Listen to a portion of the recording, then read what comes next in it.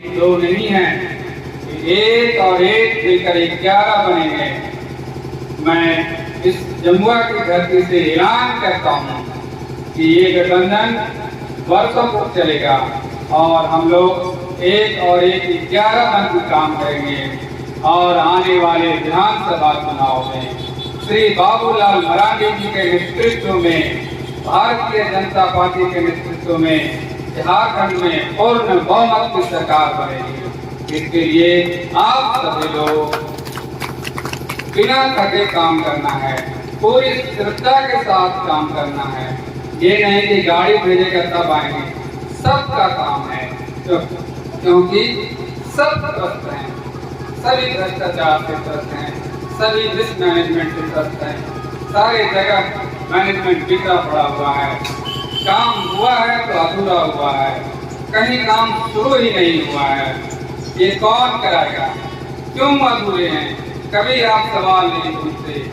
हे माता बहनों, हे भाइयों, आप लोग सीखो, सवाल करना सीखिए, सरकार से सवाल कीजिए, प्रशासन से सवाल कीजिए कि ये काम अधूरे क्यों हैं। आपका स्कूल है, आप स्कूल में अपने बच्चों को पढ़ने भेजिए, खाना खिलाने का काम उसके माँ बाप का है। आप शिक्षकों से खाना खिलाते हैं, जिन शिक्षकों को आपके बच्चे को पढ़ाना होता है वो शिक्षक आपके बच्चे को खाना खिलाने में लगे रहते हैं। आप बताइए, आप अपने बच्चे को स्कूल पढ़ने भेजते हैं या खाना खिलाने भेजते हैं?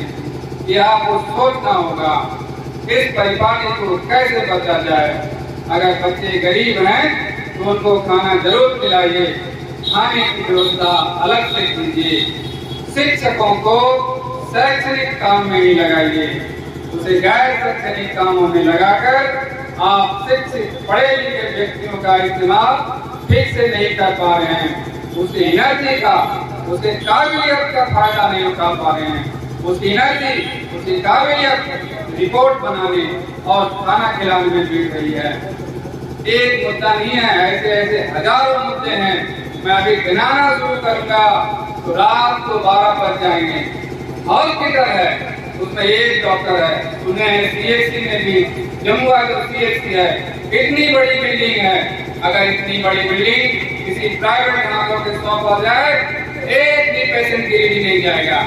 लेकिन सरकारी हाथों में सौंपने के कारण यहाँ की व्यवस्था इतनी खराब कि लोगों को हर एक चीज के लिए गिरिडीह जाना पड़ता है, और गिरिडीह में भी कभी नहीं हुआ तो उसे रांची जाना पड़ता है। प्रधानमंत्री की जितनी भी योजनाएं हैं, सारे के सारे अगर धरातल पर सही के सही उतर जाएं तो गरीबों के बहुत सारे काम बहुत बढ़िया से हो सकता है।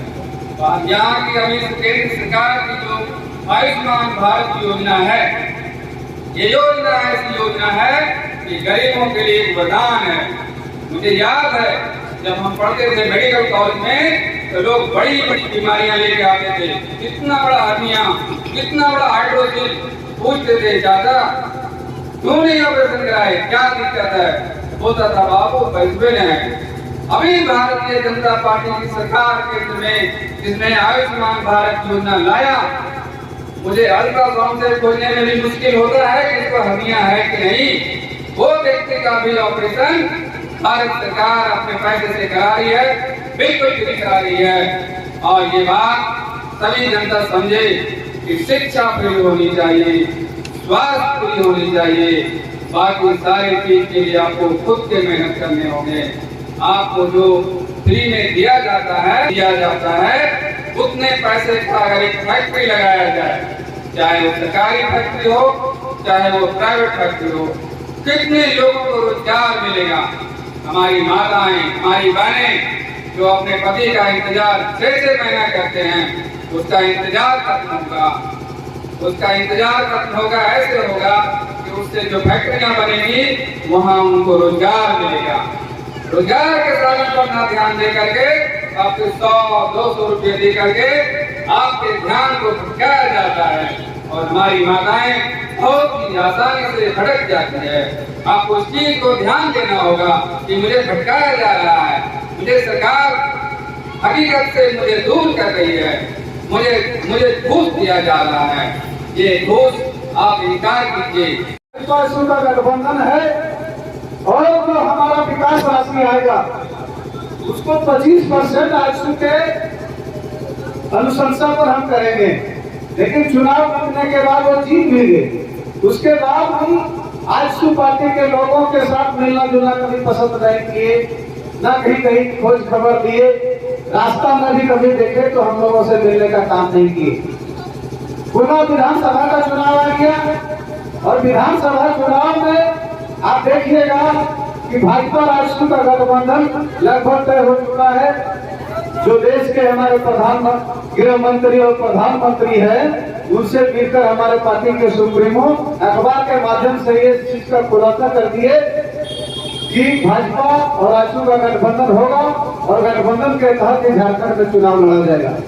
वैसी परिस्थिति में जमुआ में भाजपा का ही उम्मीदवार होगा, चाहे उम्मीदवार कोई भी हो, और भाजपा का जो उम्मीदवार है उसी उम्मीदवार में एक जो अभी हमारे डॉक्टर साहब उपस्थित है, इनकी भी उम्मीदवार भाजपा के तरफ से पेश किया गया है और लगातार ये क्षेत्र में अपना काम कर रहे हैं, लोगों से मिल रहे हैं।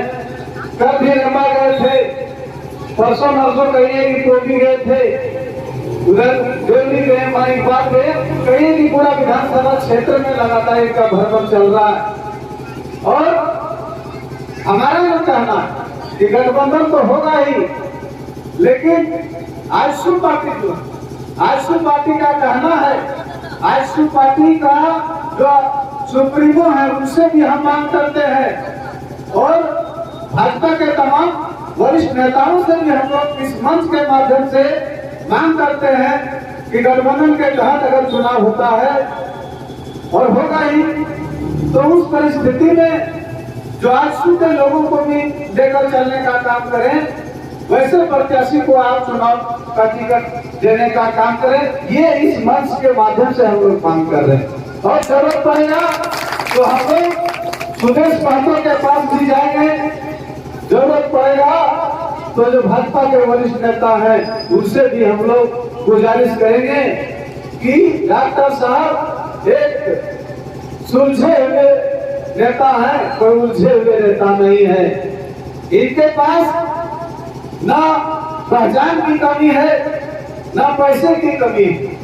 आप तमाम लोग जानते हैं पूरे गिरिडीह जिला में डॉक्टर शैलेंद्र चौधरी को जानते हैं, ये कोई पहचान पर पैसे की चाह रहेगी सच्चा राह दिखा सकता है।